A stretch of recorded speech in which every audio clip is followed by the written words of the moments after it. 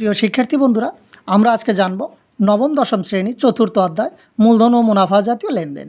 2024 সালে জনাব সালামের প্রতিষ্ঠানের মূলধন ও মুনাফা জাতীয় লেনদেনগুলো নিম্নরূপ। আমরা একটি উদ্দীপক দেখতে পাচ্ছি। এই উদ্দীপক থেকে আমরা 8 নং প্রশ্নে দেখতে পাচ্ছি আসবাবপত্রের অর্জন মূল্য কত। আসবাবপত্রের অর্জন মূল্য জানার পূর্বে আমাদের জানতে হবে আসবাবপত্রের অর্জন মূল্যর সূত্র।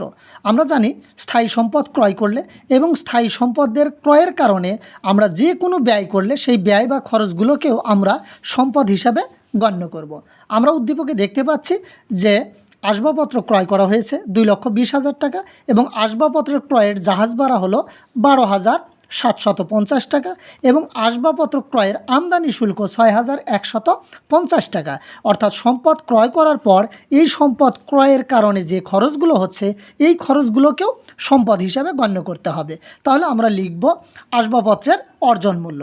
আসবাবপত্র ক্রয় 2,20,000 টাকা, আসবাবপত্রের ক্রয়ের জাহাজ ভাড়া 12,750 টাকা, আসবাবপত্র ক্রয়ের আমদানি শুল্ক। যদিও জাহাজ ভাড়া এবং আমদানি শুল্ক খরচ, এই খরচগুলোকেও আমরা সম্পদ হিসাবে বা স্থায়ী সম্পদ হিসাবে গণ্য করব। আমাদের 3টি আইটেমের যোগফল হচ্ছে 2,38,900 টাকা। 2,38,900 টাকাই হচ্ছে আজকের উদ্দীপকের আসবাবপত্রের মোট অর্জন মূল্য।